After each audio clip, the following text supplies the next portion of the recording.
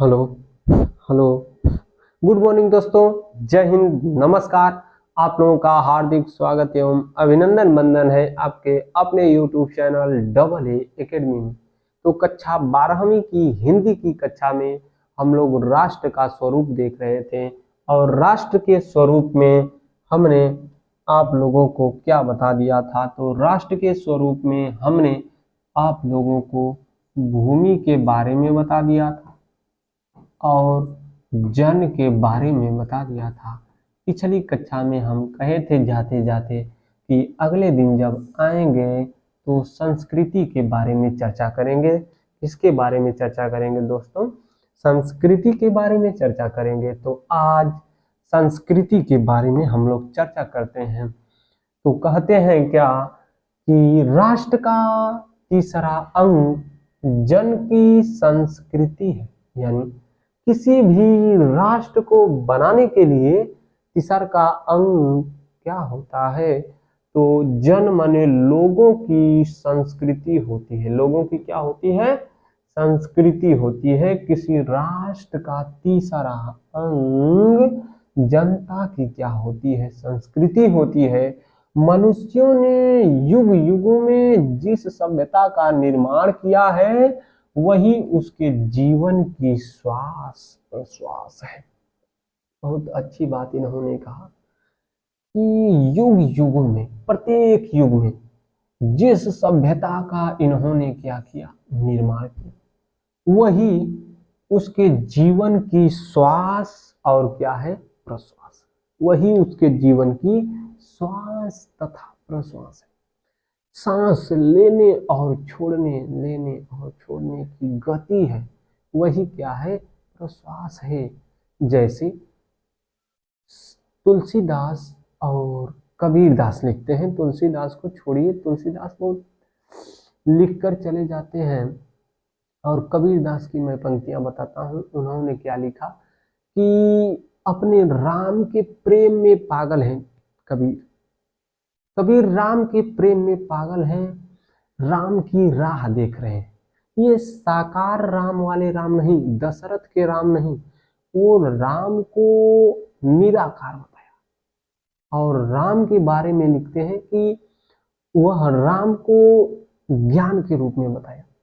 कहते हैं कि अंखड़ियां झाई पड़िया राह निहारी निहारी, जी भड़िया छाला पड़िया राम पुकारी पुकार।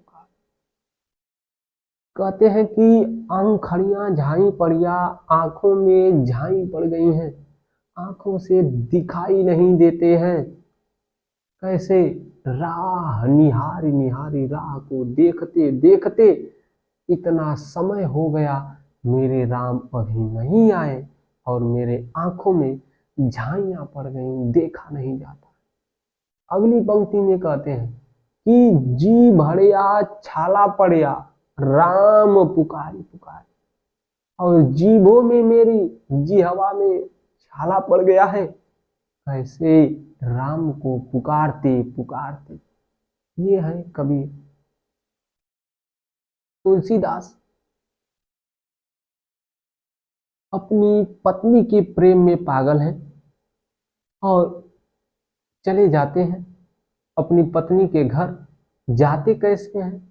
इस बात का वर्णन है कि रात्रि का समय है, बरसात का समय है और उस समय बरसात बहुत है, नदी में बहुत ज्यादा जल प्रवाह है।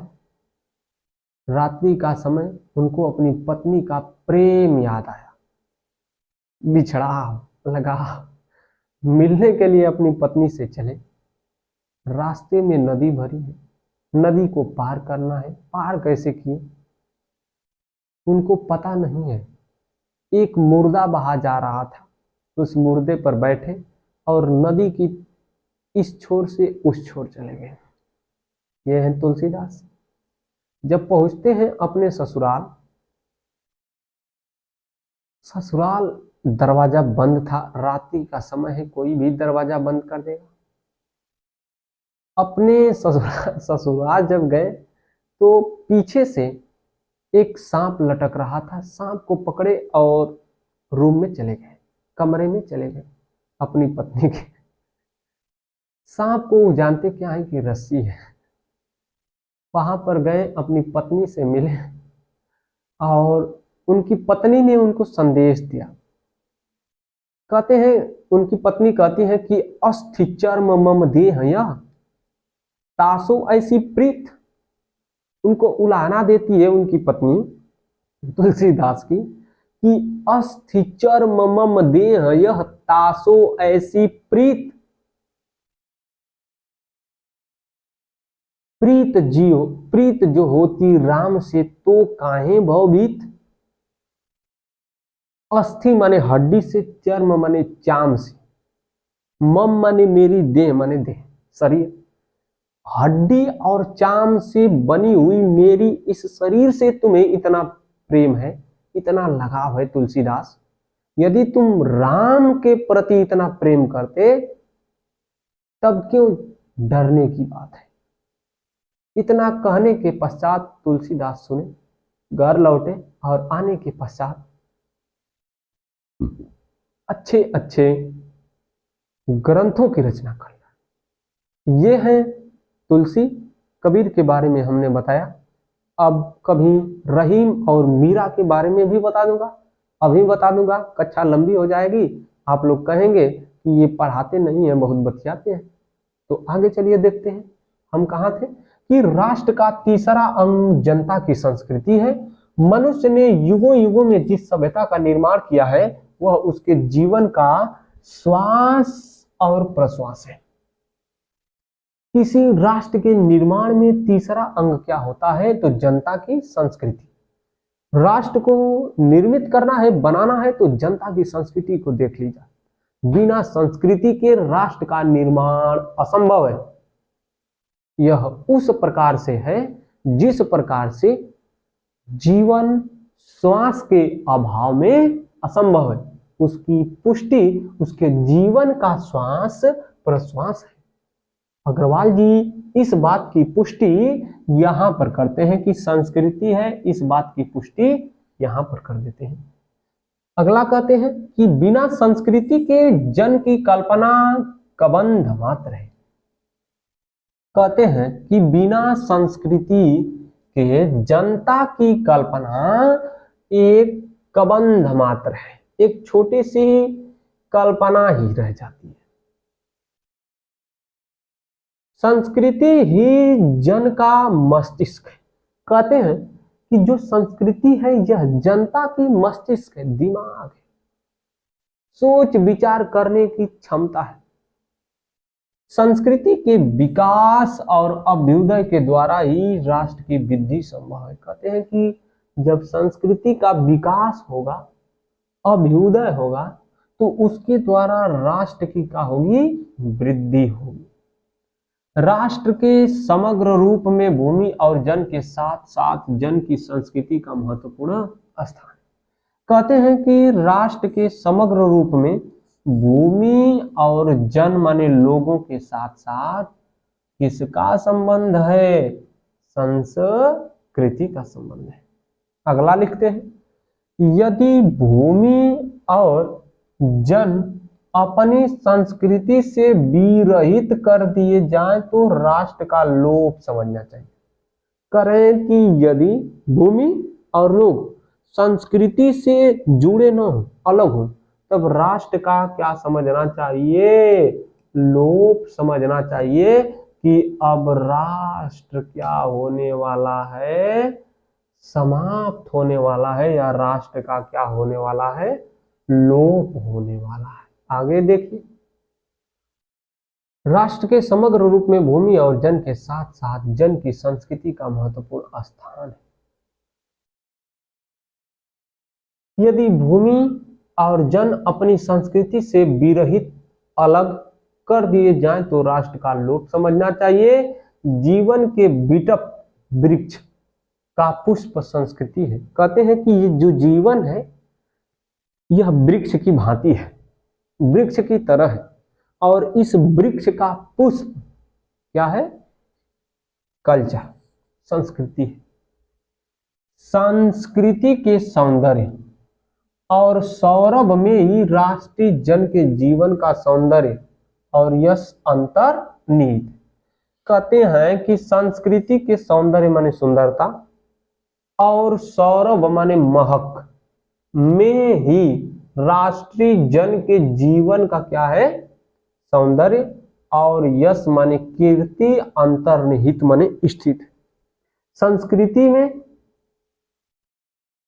क्या है, महक है, संस्कृति में क्या है, सुंदरता है, और वही दोनों उस पुष्प में निहित है। अगला देखिए क्या कर रहे हैं, ज्ञान और कर्म दोनों के पारस्परिक प्रकाश की संज्ञा संस्कृति है। ज्ञान और कर्म दोनों को जोड़ देंगे तो वह क्या कहलाएगा, कल्चर कहलाएगा, संस्कृति कहलाएगा। भूमि पर बसने वाले जन ने ज्ञान के क्षेत्र में जो सोचा है और कर्म के क्षेत्र में जो रचा है, दोनों के रूप में हमें राष्ट्रीय संस्कृति के दर्शन मिलते हैं। जीवन के विकास की युक्ति ही संस्कृति के रूप में प्रकट होती है। जीवन को जो विकसित किया जाता है या जीवन का विकास होता है, किसके द्वारा होता है, संस्कृति के द्वारा, और यह संस्कृति के रूप में विकसित होती है, दिखाई देती है, प्रकट होती है।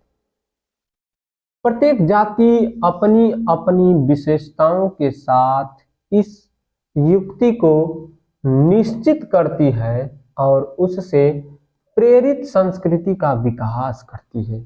इस सृष्टि से प्रत्येक जन की अपनी अपनी भावना के अनुसार पृथक पृथक माने अलग अलग संस्कृतियां राष्ट्र में विकसित होती हैं। कह रहे हैं कि अलग अलग देश में अलग अलग लोगों की अलग अलग संस्कृतियां अलग अलग स्थान पर विकसित होती हैं, परंतु उन सब का मूल आधार पारस्परिक माने आपस में सहिष्णुता माने लगाव, समन्वय माने प्रेम का भाव या प्रेम के भाव पर निर्भर है। जंगल में जिस प्रकार अनेक लता, वृक्ष और वनस्पतियां हैं और अपने अदम्य भाव से उठते हुए पारस्परिक सम्मिलन से अविरोधी स्थिति प्राप्त करते हैं, उसी प्रकार राष्ट्रीय जन अपनी संस्कृतियों के द्वारा एक दूसरे के साथ मिलकर राष्ट्र में रहते हैं। जिस प्रकार से ये दो बात कर रहे हैं, ध्यान दीजिएगा, बता रहे हैं क्या। अब मैं जंगल शब्द से उठाकर यहां तक अर्थ बताने जा रहा हूं, ध्यान से सुनिएगा। कह रहे हैं कि जंगल में जिस प्रकार से अनेक लता, छोटी बड़ी, अनेक वृक्ष, छोटा वृक्ष बड़ा वृक्ष, अनेक वनस्पतियां, छोटी वनस्पति, छोटी वनस्पति, छोटी वनस्पति और बड़ी वनस्पति एक साथ मिलकर रहते हैं, उसी प्रकार से राष्ट्र में, देश में निवास करने वाले लोग एक साथ मिलकर क्या करते हैं, रहते हैं। किस प्रकार से, जिस प्रकार से जंगल में वृक्ष, वनस्पति, घास फूस और पेड़ रहते हैं, उसी प्रकार से लोग पारस्परिक भाव को, सहिष्णुता को समन्वित करके आपस में रहते हैं।